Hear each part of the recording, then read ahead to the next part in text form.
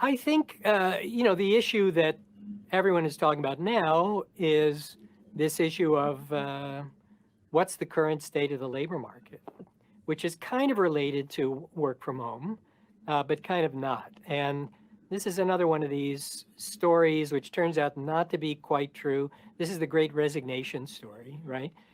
And if you actually look at the data, the average turnover in the US right now, the last month, which available, I think it's actually still August data, is 2.9% of the current employees have turned over in that month over, you know, across the economy, Hmm. which the claim is it's the biggest number ever.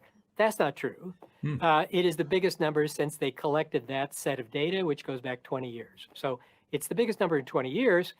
But if you looked before the pandemic, the number was 2.6%. So we've gone from 2.6% to 2.9%.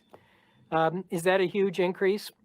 I don't think so. I mean, what drives quitting typically is people quit to take jobs elsewhere. So another kind of myth is that the people who are quitting are going home to practice yoga.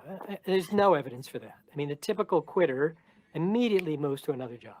And there's Interesting. every reason to think that's what's going on now.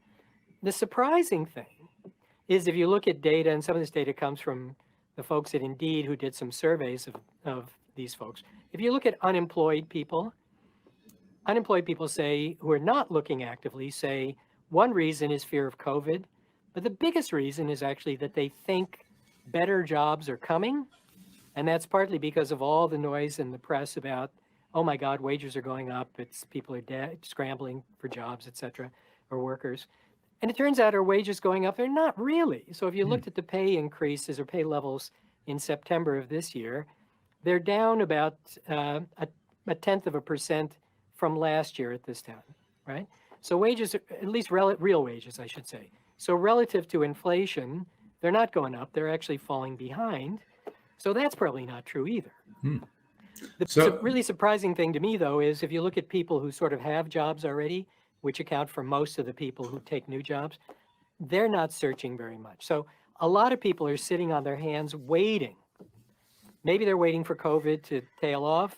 Maybe they're waiting to see what employers are going to offer, particularly on work from home, which a lot of people care about, because most employers are not saying yet. So we might be stuck in a little, equilibrium here where everybody's waiting to see what everybody else is going to do and nobody's doing anything. so what's your sense